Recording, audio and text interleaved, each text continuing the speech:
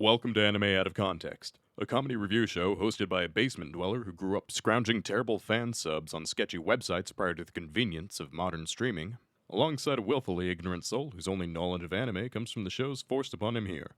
This show will contain spoilers, incorrect information, and copious amounts of adult language. Our hosts are not experts on any topic, and everything they say should be taken with a grain of salt. Thank you for listening, and enjoy.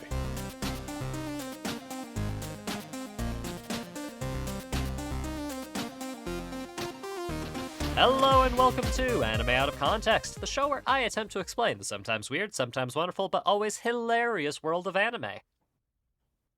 Shit! Wow, Rem, it's been a while since you've dropped the ball like that. Good work, Rem. Like our nice, smooth, fun opening that we've been doing for 4 fucking years, you weren't prepared for and just dropped the ball. Alright, start again. Start again. We're starting again after that. I'm ready now. You're ready now? Okay, alright, sure. Hi. Well, hello. Welcome to Anime Out of Context. This is a show we do. No, you gotta do it right. Yeah, I gotta do it right now. I gotta fully do it right. Okay, I see how it is. Sure, I'll do it right.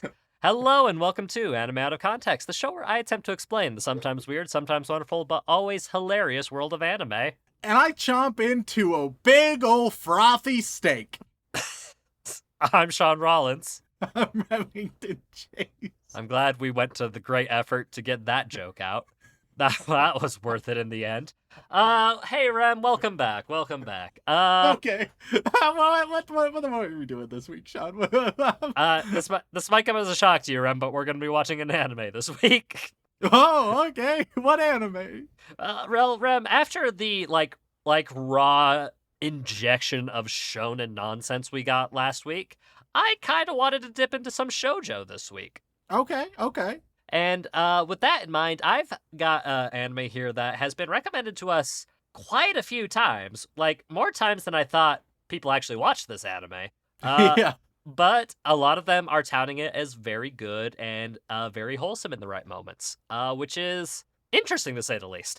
Well, I mean, we've had wholesome anime before. Yeah, well, this is from the shoujo side of the coin, so it's not wholesome mixed with lots of horny. But is it still in the same brand of wholesome that's like, oh god, I'm so alone, and this makes me feel slightly less alone, so therefore it's wholesome? No.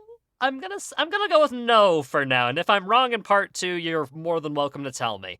But to start with, our main character is a girl. That's a nice change of pace, you know? Okay. I mean, that's pretty standard for shoujo, but you never know. You never know these days. And our main character, Shizuku Mizutani, she is, well, tell me if you've heard this one before. She is the quiet, antisocial, book-smart nerd girl. Ah, of course. But when I say antisocial, I mean like cold Ice Queen levels of antisocial. Kind of antisocial where it's like, I'm just not gonna interact with people ever and just do what I do. Okay. And she really only cares about doing well in school. Until one day. Who she fall in love with? Well, now it doesn't start as love, except it does. Oh, okay. If you're about to say like her teacher or something. No, Rem. That would be ridiculous. No, she does not fall in love with her teacher. That would be okay. All kinds of gross. Yes, agreed. Does that happen in some anime? Yes. Is Too that what much. we're doing today? Absolutely not. No. No, this all changes when she meets a classmate, Haru Yoshida. Okay. What's Haru's deal? Well, the thing about Haru is he hasn't really been to class since the beginning of the year. Because, well, he got into a fight early on, and after that, he just stopped coming to school. All right, so we got 2 delinquents here. Wait, you're telling me the girl who all she cares about is doing good in school is a delinquent? Socially. I don't think that qualifies them as being a delinquent, but you know what? Sure, Reb. Sure. All right, I'll be honest. Right now, it feels real bland and like something I've seen a million times. Yeah, no, that definitely does seem to be the case. But here's the thing, Rem. They're crawfish. There, I, I don't, Rem. There's so much wrong with that joke. There is so much wrong with that joke. Can you even think of the logistics of being in a relationship with a crawfish? Well, no, Shaun. I am a man, a human man. Yeah. So I would never be in a relationship with a crawfish, all right? But if they were both crawfish, well, of course they're having relationships together. No. Show me this hashtag crawfish love. I don't want to see that. I personally do not want to see that. But the big Show thing, me that hashtag crawfish love under the sea. I don't know how to respond to that one, Rem. I don't know how to respond to your crustacean love stories. Like that is All right, they're not crustaceans. What are they? What's going on? They're humans. They're humans. Yeah, but what's going on? What's the twist? What's the twist? What's the twist? What's the shenanigans? So the twist is that Haru is considered to be like a big, mean, violent troublemaker. But really, he's what all people seem to crave, which I don't know if he fits this title, like these emails seem to say he does. But he is what the kids call a himbo. Is that the Sure. correct term? Yeah. Except he's violent, which I think automatically disqualifies him for himbo status. Yeah, I feel like to be a proper himbo, like himbos are like they don't need to be pacifistic, right? But they're not inherently violent. They're on the good side of things for sure on the alignment scale. Mm. Himbos are a source of positivity. Correct. And a lot of the emails I got have described Haru as such. But at any rate, when Shizuka meets Haru, they are quote unquote similar in similar ways, whereas they both don't understand human interaction all that well. But he's very much loud, bombastic, and immediately saying, "Hey, we're gonna be best friends," type of thing. And then it's just the story of their romance and them trying to deal with each other's interactions. And the title of this anime is mildly concerning. Oh no. The Japanese title is Tonari no Kaibutsu-kun, Cap. and the English title is My Little Monster. Excuse me? Pardon me? Yeah, no, My Little Monster. The direct translation is The Monster Next Door or My Neighbor Monster-kun. This anime is starting out at a disadvantage. It is. I'm gonna try to go in open-minded, but it'll be a bit of an uphill battle initially. Look, just because like the cover art of this anime is Shizuka holding a chain that's attached to a collar around his neck What the doesn't fuck? mean What anything. the fuck? Rem, What the fuck? people insist this is a I don't good want wholesome these BDSM romance. kids.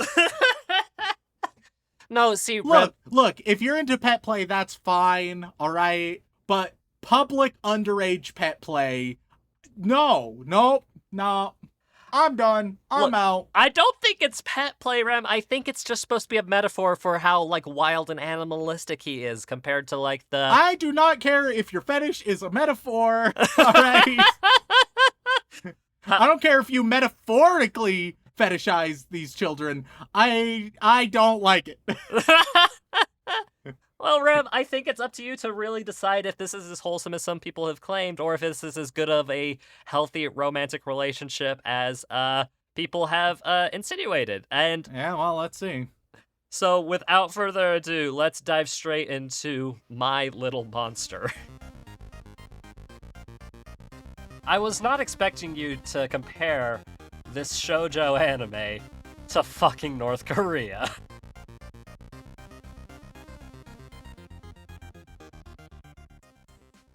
Ladies and gentlemen, we are back after watching 4 whole episodes of My Little Monster. And Rem, the people need to know, is this as quote-unquote wholesome as some folks say? Or is this a lot more concerning than I led you to believe? Both. Both? Uh, Care to explain yourself, sir? I'm gonna lock in a solid both. Oh, man, I kind of gave like two ends of the spectrum there, bud. Well, here, Shaun. So, you're familiar with North Korea.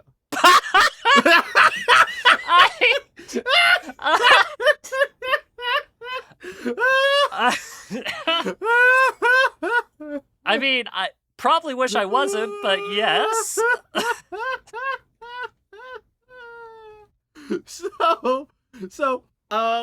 You're probably familiar with like the tourism industry, or some might just say propaganda industry of North Korea, where people can visit North Korea and be like, wow, this is much better than I was expecting. Because you're very deliberately being shown a very, very specific image of the nation, right? Yeah. Yeah. This show, My Little Monster, is a little bit like that. Uh-oh. When I sat down to record today, Rem, I was prepared for a lot of, like, insights and thoughts. I was not expecting you to compare this shoujo anime to fucking North Korea.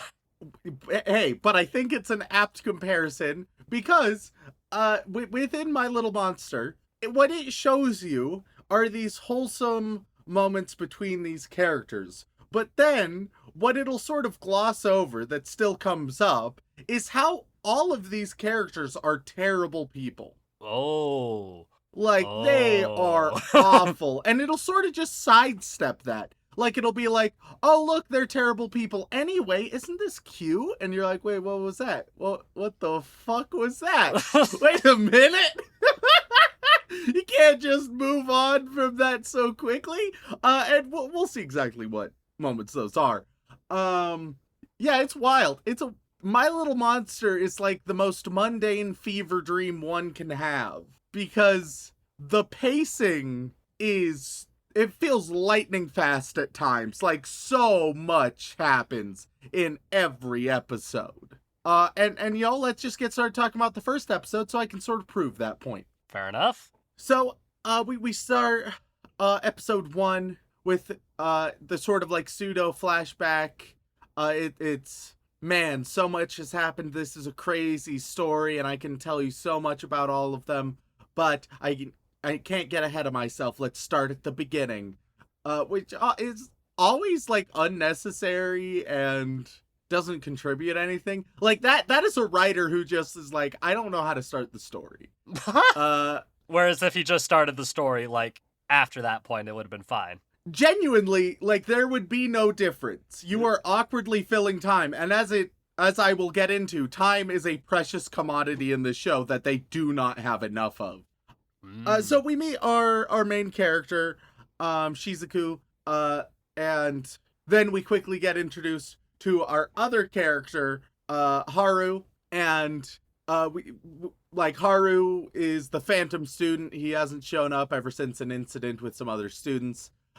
Then Haru and this guy Marco, they're chilling out in, I don't know what type of shop this is. This shop, it has two things. It has a single arcade machine, and then it has like those baseball practice things. Yeah, it's a batting cage, my guy. Yeah, batting cage, thank you. Yeah. It has batting cages and one arcade machine. I don't know.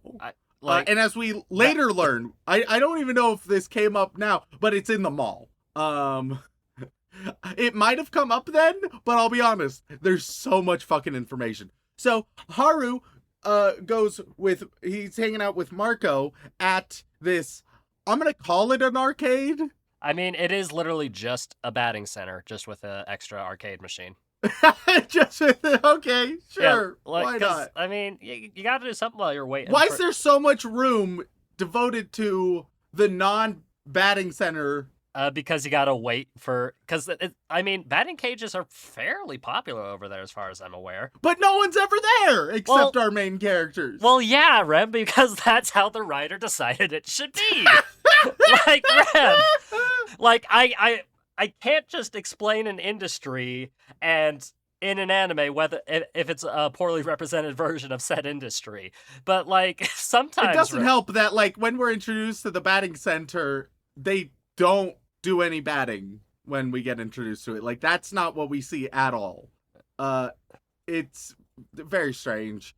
But they chat. Then Marco jumps out of the window, which he's prone to doing. Because okay, let's try to fucking summarize this shit. Shizuku shows up to talk with Haru. One of her teachers wants her to talk with him or whatever. Haru will pin her down to the ground and ask if she's the spy. She's like, no. And he's like, all right, cool. And then forgets about it. Shizuku doesn't really want to help the teacher convince Haru to go back to school. Later on, Haru will pull Shizuku into an alley, make a wildly alarming comment. Skip forward 15 seconds, if you so choose, because, oh boy, he says, make one peep and I'll rape you. What a lovely start to this shoujo. Yeah. He's like, come with me. He hops in a box, Solid Snake style, which you might think, is it going for slapstick? And like, sort of, but only in this episode, really. Then he takes her to a riverbed where a Rottweiler or something is tied to a post, and he's taking care of it. And then Shizuku, actually, Rem, I'm fairly certain that's a Doberman. Oh, it was a Doberman, yeah. Little Dobie. 100%, you're right. And so then we learn that Shizuku has never liked animals, and we cut to a scene of when she's young, and the class pet, an adorable little rabbit, died, and she just didn't give a shit. She was like, all right, I'm gonna head out now. Are we building sympathetic characters? Threats of sexual assault and saying fuck dead animals? Is this how? Like, but we'll continue.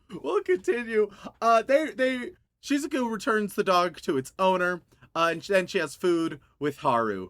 And then we meet a casual gang that Haru is sort of friends with, but they ask Haru for money, and Shizuku concludes from this that they actually don't give a single shit about Haru and are just using him for money, which canonically in the story is, I think, true. Yes. But that's not enough to make that big assumption. It's a very weird interaction. Well, you have to factor in the fact that Shizuku is fully convinced that Haru is one of the biggest idiots on God's green earth. Which sometimes he sort of is, but also he's the smartest man on God's green earth. Who knows? Yeah.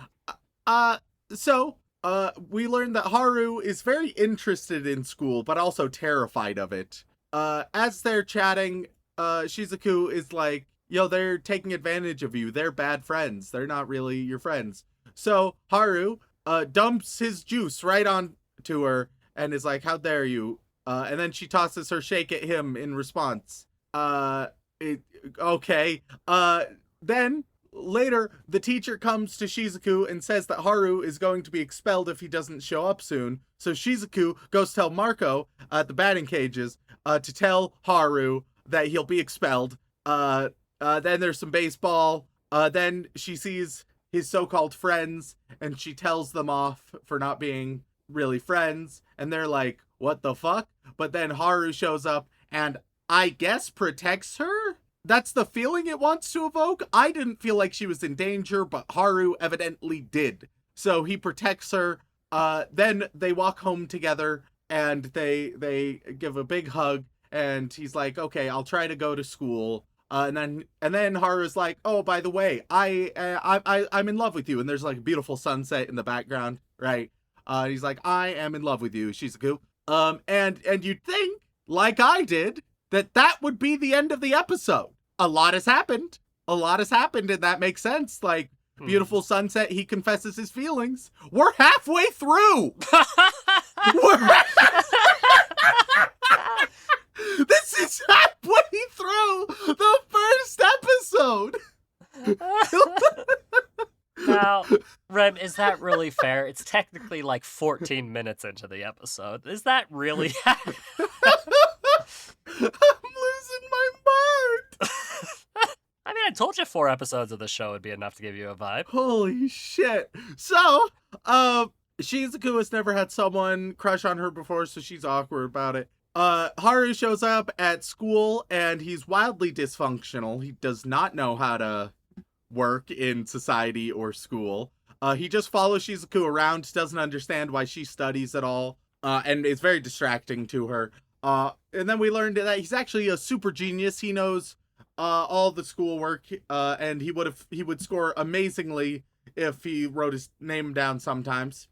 Shizuku needs to prep for midterms. And then I don't really know what happens here. She's kidnapped by people who Haru thinks robbed him by generally asking him for money, and he beat them up. And I don't know why I don't know why she was kidnapped by them and taken to a different class, but she uses it to study. But then Haru shows up and is ready to kick ass, but then he accidentally completely punches Shizuku in the face and she gets a bloody nose, so she tells off Haru. Then it turns out Shizuku, she got #1 score on the midterm, so she's happy about that. She meets Haru at the batting cages. They hang out, and she's like, "Hey Haru, oh wait, no, she doesn't tell him yet, but she realizes she has feelings for Haru, and thanks him. He gets better at school. Then they get Monja together, and then they share a kiss, and then he's like, oh, but that didn't make my heart flutter. I don't know. And then the episode ends with a chicken epilogue. All right, that was episode 1. You know, seems cohesive. Holy shit. This show needs to slow way the fuck down. Like, I don't know, man. That makes me feel overwhelmed. So you're saying that this show has some problems? Yes. Very, very much so. This is not a polished show. It is... I feel like there's a good show here. Because there are genuinely, like, wholesome moments. The relationships are pretty decent, right? There's some actual chemistry going on. And the general formula is different enough. But the pacing and some of the writing decisions are just so god-awful. Like, once again, I don't think the show knows that these are bad people. Like, they are bad people who sometimes do good things. But mostly they're terrible. Beating the shit out of people who don't deserve it. Shizuku is just an asshole to everybody. Like, they're not good people. They just sometimes happen to do good things. And for that, the show is like, wow, they're good at their core. I don't think that's how that works. I don't think you get to be shitty 90% of the time and then say that the 10% of the time you're good is the part that's really representative of you. Like, you don't get to be like, oh no, like, the one good deed I did, that was really coming from the heart, though, so all the other stuff doesn't matter. No, you're an asshole! Well, Rem, maybe, like, the whole premise is, hey, these guys are kind of bad people at the beginning, but as the show goes on, like, there's character development and they become better people and understand how to interact with each other, you know, at a more human level. I'd be wildly skeptical because I don't think the show recognizes that they're bad people. Like, it says, like, oh, they're a little bit flawed sometimes. They have something to learn from each other. That's about it. Let's go to episode 2. Episode 2, Haru needs to do makeup exams because he forgets to put his name on stuff. And then we see Haru has adopted a chicken that hangs out around the school. One girl wants to ask Shizuku for assistance. And her name is Asako, and she's really ditzy, and she just wants to live online and doesn't like the real world. Shizuku won't help, but Haru will if he introduces him to her online friends, because Haru just wants to make friends. Then we meet a baseball kid named Sasayan, who's old friends with Haru, sort of. And Shizuku's like, hey, can I ask you a favor? And we learned that the favor is to take care of the chicken, which doesn't last any amount of time. Because we learn about it at the end of this episode, like the very, very end of this episode. And then it's over by the very, very beginning of the next episode. So I don't know what the point was. Because it just sort of doesn't exist. But she asks him that for some reason. Asako, the ditzy online girl, she's in despair. She's gonna fuck it all up. Shizuku decides to help out. Because apparently, I don't know, Haru's help is inadequate for some reason that's not clarified. They pull an all-nighter, and Asako, she gets a good enough score. And then we have the offline meeting with Haru and Asako, and you're like, oh, that could be a fun scene. No, they immediately skip it, and they're like, oh, it went terribly. Haru just fucked it all up. Okay, sure. And then Shizuku, she falls asleep on the rooftop after pulling the all-nighter and accidentally skips class. And is like, oh man, it's crazy. The old me would have never done this. It's been one episode! What are you talking about, the old me? Ah, yes, 22 minutes ago, I was such a different person. I mean, but now... It's been a couple days, like, in... I mean, don't get me wrong, like, so much has happened. But that's all the more reason you don't have an, oh, the old me monologue in episode 2. Like... Something has gone awry in the pacing department if you have that kind of monologue in episode 2. If you're like, oh, look how far we've come. It's episode 2! And then Shizuku expresses her love to Haru. Alright. Also, this episode 2, I tried to abridge as much as possible, because a lot more happened. I could have had a description as long as episode 1. I cut like half of it out. Because, Jesus fucking Christ. This show's fucking with me. Oh my god. So, episode 3, Shizuku immediately gets very nervous about her declaration of love and says she was lying. Haru doesn't believe her and asks her out, and then she says, oh no, I really was lying, and he's like, oh, okay. Sasian returns the chicken now that we barely learned he was taken care of. And then they formed the Rooster Committee, and they're going to build a coop for the Rooster Committee. And so the chicken has a coop. And so they go to the mall. Is that a spinoff of the Turtle Club? Damn right it is. Fuck, why did I make that joke? God damn it! Am I cock enough for the cock committee? All right. No! We have fun here. Oh, God, I don't think we do. Not anymore. Not after that sentence. After that, I don't think fun can ever be had ever again. So at the mall, we see the old gang friends, I guess. And the gang friends, they call Sasian a twerp. So Sasian just immediately resorts to violence, which we haven't seen him resort to violence. And he says he's never gotten a fight before, but his first instinct, they're like, twerp. He tosses his basket full of shit right into one of their faces, and then they run away. But Shizuku, she's slow as fuck. So instead, Haru has to show up and beat the shit out of them too. And then they all run away. They initiated this. These gang friends are being portrayed as the villains when they haven't done anything. I don't know what the fuck's going on. Anyway, they buy wood. They start trying to make a coop. And then the gang friends show up again, and they like, I don't know, they feel bad or something. Maybe like they do care about Haru and want to apologize, but not. I don't know. I don't know what their deal is. They feel wildly uninteresting and unnecessary to anything that's going on. But they get roped into helping build the coop. The coop, which for some reason suddenly has camouflage on it. Sure, why not? The chicken loves it. The chicken loves the coop. Everything's great. Once they part ways and Shizuku is alone with Haru, she confesses her love to him properly this time. But Haru is a little bit scared and nervous about like how to move forward. So she's like, okay, I'll start over and I'll make you fall in love with me again. I guess.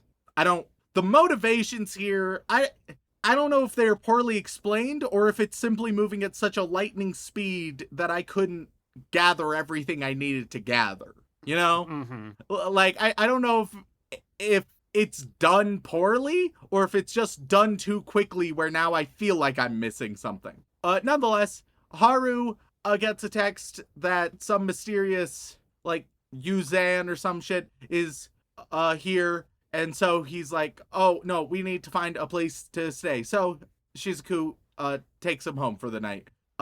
Meanwhile, Yuzan shows up at the batting cages. He has some sweets for Haru, and he also thinks that Haru is a coward for running. I don't know. That's episode 3. The most confusing of these so far. I will also add, Haru, like, it could be like sort of wholesome romance, but literally every time there's like a declaration of love here, or even a mention of love between them, Haru is like, oh yeah, I'd love to fuck ya. Yeah. Yeah. Without fail. And like that feels like it sort of does reduce the wholesomeness substantially, where it's like, with how socially inept he is, I feel like the only conclusion one can draw is that Haru thinks that's what love is. And therefore, who knows if he actually has feelings for her, or if he's just horny. And I don't think he would be able to tell the difference. How the show has presented him, he would not be able to tell the difference. And all the evidence we've had where it's like, oh, of course I love you. I'm in love with you. I want to fuck you. That's what that means, right? They are equivalent. I want to bone, therefore love. What a clusterfuck of a show. But we got one more episode. Let's see. Episode 1, we can... Episode 4? Episode 4, yeah. Mhm. We can skip the first, like, 5 scenes. That seems like a lot, Rem. You'd think... alright, let me quickly cover them. Haru talks about how the house is haunted because of Shizuku's creepy brother.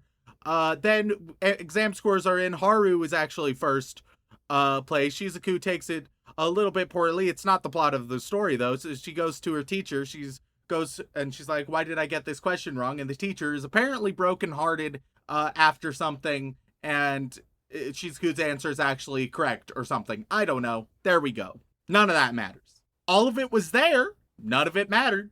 Haru happens to glare at people, and Shizuku is like, what if instead of glaring, you actually smiled at them? So he does, and all the girls fall for him, which makes Shizuku jealous. Then, is that a plot line? Not really. Then we have sports day. A shy girl happens to get bullied by others on sports day. Haru defends her and gets in a fight, and everyone is afraid of him, and Shizuku is like, what the fuck, Haru? You can't keep doing this shit. Then Haru's like, if I win my next game, how about we go to the beach or something like that? And he wins, so they go fishing and swimming up in the mountains. And Marco is there too. And Marco starts talking about family relations and how he's related to Haru. And they briefly like mention Yuzan, but Haru shuts down. When they return, they go to the batting cages, and Yuzan is there. So Haru runs away, but everyone else is like, no, we'll stay. We don't need to go check on our friend who just ran away from here. So they talk to... I mean, to be fair, he runs away a lot. He does. He's very fast. Like, we see that Yuzan is Haru's brother, and Haru doesn't like him for very nebulous reasons. It's sort of just like, oh, he has a brother complex, who knows? After that, Haru grabs Shizuku into an alley again. They talk about the brother and how Haru hates him. They go back home and smash some watermelons, and then Shizuku asks Haru on a proper date. Alright! Once again, I cut out a lot, because there's just a lot that happens that doesn't matter, which can be fine, but also too much happens in the first place. This show's fucking wild, dude. And it has, like, it has really good elements, right? Like, there are genuinely wholesome moments. There is a good dynamic there. But, but it's just so unpolished and unrefined and so goddamn messy and fast, and it just needs to chill the fuck out. It needs to chill the fuck out, do another revision, and then it would be really good. For now, though, it's a clusterfuck. Well, considering how the show is 10 years old, I don't know if that's gonna happen anytime soon. Yeah. Because if I recall correctly, when I was doing the research for the show, when I got to episode 13, which is the last episode of the season, at the very end, like, there's a sentiment of, man, I hope we can do this next year. It's been 10 years. It's been 10 years. They were like, oh, this will get us a sequel, and then the publishers were like, no, it won't. No. That does seem to be the case. I'm not saying that is definitely the case, but if we do this, they'll have to give us a sequel. They were incorrect. I mean, look, it could still happen. I mean, loads of shows are getting sequels these days, you know, a decade later. A couple that are coming out this year that people have been like, hey, it's about time. Is this show one of those?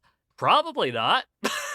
Yeah, the show, unfortunately, because I feel like it had potential to be something really high quality, really memorable, really fun, but unfortunately, the only thing I'm going to remember is how chaotic it was, and that will and probably the chicken. I was about to say, of course you'll remember Nagoya, right?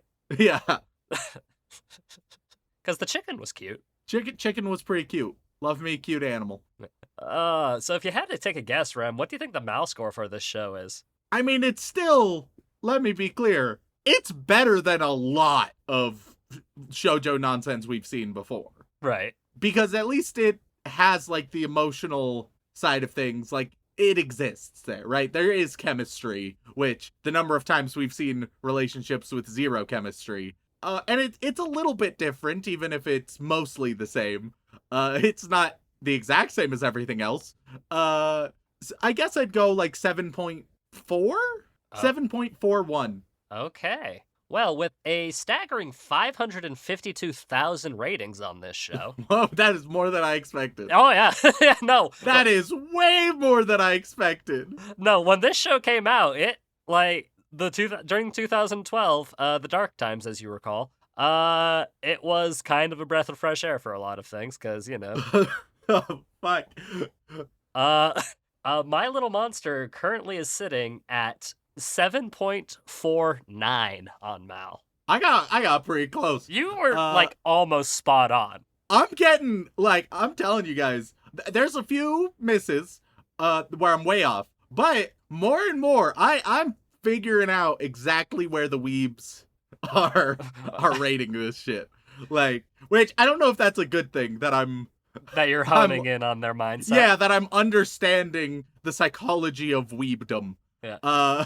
Because, like, a lot of people, as you might expect, rated this show pretty, like above average is, like, the general consensus.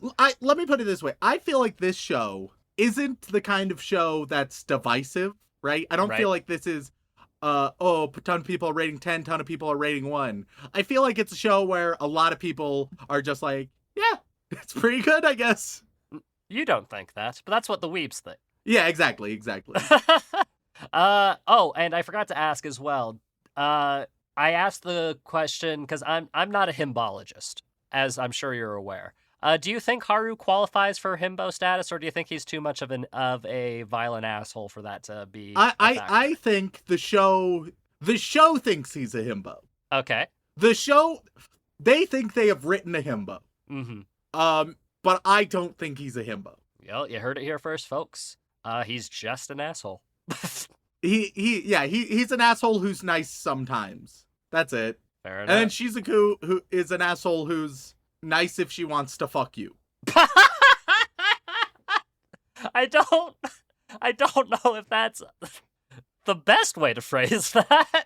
I mean, but it's sort of right, though? She's not kind to anybody else. Even when she's kind to the ditzy girl, it's just as a conduit of, it's like an extension of her crush on Haru. And then she'll, like, put up with baseball kid and ditzy girl, but she's never, like, nice to them. Name me an instance where she is nice to someone and it isn't Haru or because of Haru. There might be one or two moments, like, in episodes 5 through 13, but that's, okay. that's not really relevant to the conversation now, is it? Look, the Ice Queen has to warm up at some point, like that's the character arc we're going through here.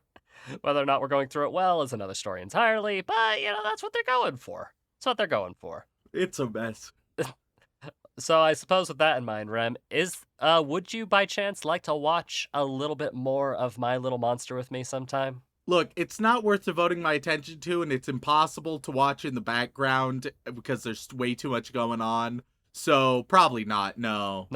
You don't think this will be one of our most requested revisits because I do people will not be think like, so. "How dare you not do the Christmas episode, you monsters?" Never heard that line before. Yup. Well, I suppose with that in mind, thank you all so much for tuning in. We really appreciate it. If you enjoyed Remington losing his fucking mind over shoujo nonsense, then please head on over to wherever you get your podcasts and leave us a review, whether that be Apple Podcasts, Podbean, Stitcher, Spotify. We do read every single one. But if that is still not enough for you, you can head on over to twitch.tv/anime-out-of-context, where myself, Remington, and Dylan do occasionally play video games very poorly. And if that is still not enough for you, you can head on over to patreon.com/anime-out-of-context, where you gain access to all kinds of lovely bonus material, including having the opportunity to be thanked live on the podcast. So, Rem, who are we thanking this week?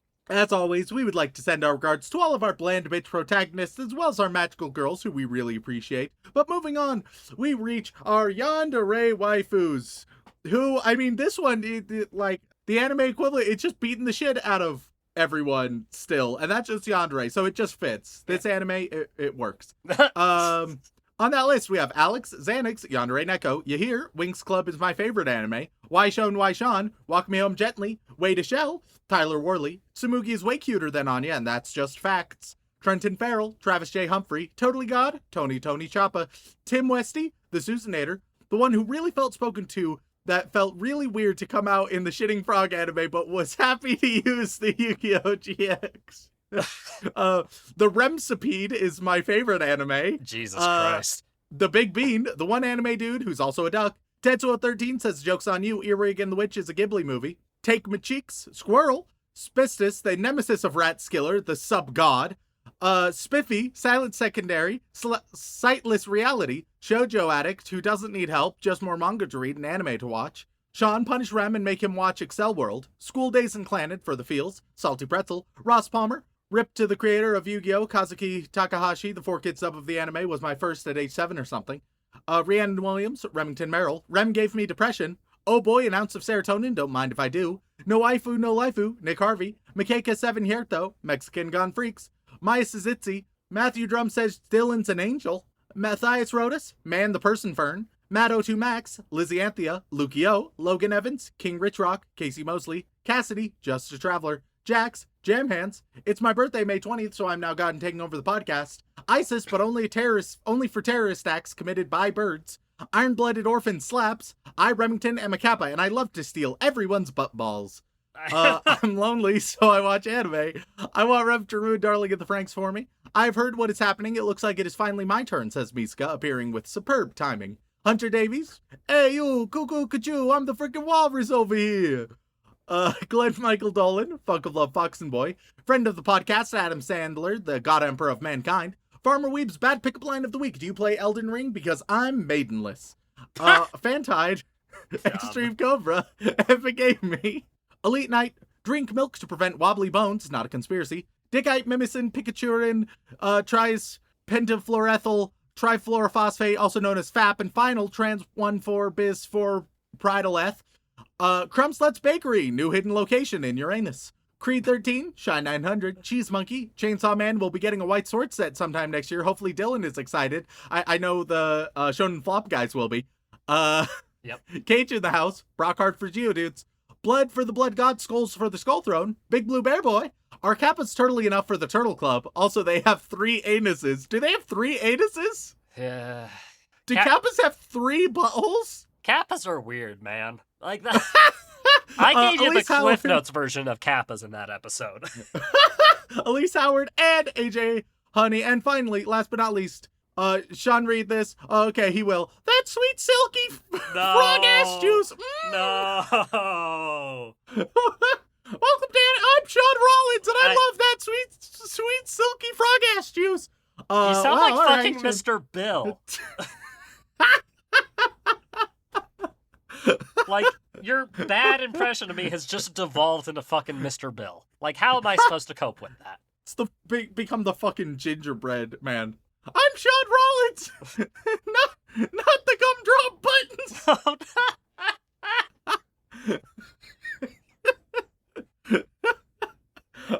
Next we move on over to Hogwarts to the Boy Wizard tier, where everyone is gonna get a title of a love poem. It's up to you to look them up yourself. And this represents your love, whatever it is. Warning, you're 799 episodes away. Come and Be My Baby by Maya Angelou. Vincent Calabrese, The Bird Understander by Craig Arnold. What a title. The Great Butt Ball of Despair. You get Habitation by Margaret Atwood. Stupid Sexy Nergigante? I still don't know how to pronounce it. Variations on the Word Love, also by Margaret Atwood. Shuffleboard is Totes a Sport. The More Loving One by W.H. Auden. Rat Visa, The Finish, and the One Who's Slowly Melting in the Summer. You get To My Dear and Loving Husband by Anne Bradstreet. Please Watch Healer Girl, a cute slice of life about using music to heal people, also Rem and Still a Girl. You get Always for the First Time by Andre Breton. My Afro Ate My Dog, you get Love and Friendship by Emily Bronte. Momo the Griff, To Be in Love by Gwendolyn Brooks. Mike Wants an Overlord review, How Do I Love Thee by Elizabeth Barrett Browning. Miguel De Leon, you get A Red Red Rose by Robert Burns. Maitawa says first 3 arcs of Bakemonogatari is just 8 episodes. You get She Walks in Beauty by Lord Byron. Latinos Eats Death and Anime for Breakfast. You get Love is a Fire That Burns Unseen by Luis Vaz de Camus. Oh, I fucked that up. Jacob Payne, you get Beautiful Signor by Cyrus Castles. Inuyasha is My Favorite Cryptid. You get Rondell of Merciless Beauty by good old Geoffrey Chaucer. Harrison, you get Love Comes Quietly by Robert Creeley. Go ahead, call the cops. It won't stop the memes, Shaun. Fuck you. Damn right. You get I Carry Your Heart With Me, I Carry It In by E.E. Cummings. Dylan, when are you taking over? You get, I'm not going to try and pronounce that. I would just fuck that up. You get Married Love by Guan Dao Sheng. Demon Ray 13, you get Heart We Will Forget Him by Emily Dickinson. Crimson Reapers, Just Because of the Scythes, you get Aaron Angels by John Donne. Beethoven 1201, you get Flirtation by Rita Dove. Oh man, that ginger Irish fuck pissed himself on stream. What am I crazy? Hey! No, what? No! Hey, hold on! Be sure to watch our Twitch stream so you can possibly watch Shaun piss himself. I did nothing of the sort! What the fuck? Oh, I'm dying. You get Love by Carol Ann Duffy. I'm in hell. This is hell. It's one of my favorite in a while. Alright, next up we have Aaron Hegland. You get Before You Came by Faze Ahmed Faze. And last but not least, for the Boy Wizards 2 section, I have to show you my Rule 34 review. It is my favorite of my many folders. You get Lines Depicting Simple Happiness by Peter Gizzy. Oh my god. Alright. Now we go to the inappropriate Joey Wheeler tier, everyone's favorite tier. Where, we focus a lot on school in this anime, so everyone's gonna be assigned a very weird course that does exist. And Shaun will tell you why you personally need to take that course as Joey Wheeler. Fuck. So we start with The Redneck Weeb returns thanks to Moonshine and Jiggle Physics. And you will get the course, and I'm just on bestlifeonline.com with all these courses, best source. You get tree climbing. And I've got to say, as Joey Wheeler, why they should be taking this course. All right. What are you gonna do if a bear chases you? Come on, you gotta figure out how to get up there. Rem is so thick his ass claps and he walks and the world echoes with applause. I'm disturbed yet flattered. Your course is getting dressed. that good old course of getting dressed. Spoiler alert, if you go outside and you're not wearing pants, you'll probably get arrested. Next up, we have Raftalia's My Anime Waifu will return in September. You get South Park and contemporary social issues. This is a course? Yeah. If you take this course, you'll really show how high IQ you need to have to watch South Park. Next up, we have Magic Ice Ball, and you need to take cryptozoology. What the hell are you gonna do if Bigfoot shows up at your doorstep? You gotta be ready every time. Next up, we got I spend too much time playing Overwatch. Please help. Well, instead of that, take this course on the Game of Thrones. I mean, look, y'all, you gotta be prepared for the disappointment eventually. Next up, Dylan Army General. Glory to the editor. Hashtag Dylan is waifu. Hashtag communism for books. I can type a lot. Damn. Your course is Making Whoopee. Goldberg's Canon. Okay. Oh, the pause was deceptive. Well, it is a colon. It is Making Whoopee, Goldberg's Canon. Dude, I don't even know what this course even fucking means. It's all about looking at the filmography of Whoopi Goldberg. Go watch Star Trek: The Next Generation. That's mine. that it'll tell you about that. Next up, we got my dear old mom, who's gonna take Elvish. Look. The University of Wisconsin-Madison once had a course on Elvish. Lord of the Rings Elvish. Oh, Sindarin. Fuck. The course was called Elvish. Well, yeah, because if you say Sindarin, people are like, what the fuck is Sindarin? And then you take the class, it's like, well, there are actually several different versions of Elvish in Tolkien's Lord of the Rings. Okay, just as Joey Wheeler. So if you take this class, you can really flaunt your nerd cred. Like, people say Klingon? Nah. Sindarin is where it's at. Next up, we got Charles C. Nussbaum, and you will take The Amazing World of Bubbles. Guaranteed, this class will blow. All right, that's all. I'll take it. Yeah. Next up, we got Blood Cell, not the white one. And you'll take Demystifying the Hipster. Haven't you ever been to a coffee shop and thought to yourself, man, feels like I'm on safari? That's basically it. Next up, we got Anime Girl, who's going to be taking Surviving the Coming Zombie Apocalypse, Disasters, Catastrophes, and Human Behavior. Man, you gotta get your psychology credits somehow. All right, and next up, finally going above and beyond, we have none other than Dylan Hayden, who is getting the best of all courses. I think I think we'll be able to agree on this. You'll be able to really make a career out of this. Bowling industry management and technology.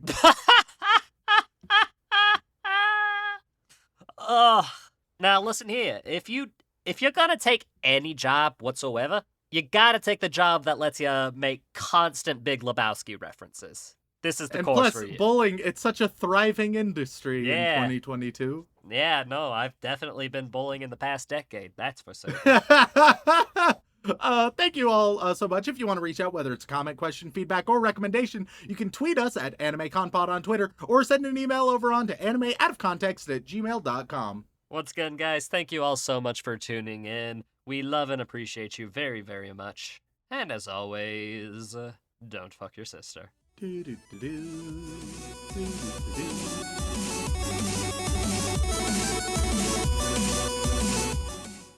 Oh man, that ginger Irish fuck pissed himself on stream. What a mockery of a human being. Hey Shaun, where were you going to go when you die? As much as I like the idea of, like, a heaven, I think Putin's going to fuck me. Public underage pet play. Fuck yeah, brother. I dig that shit.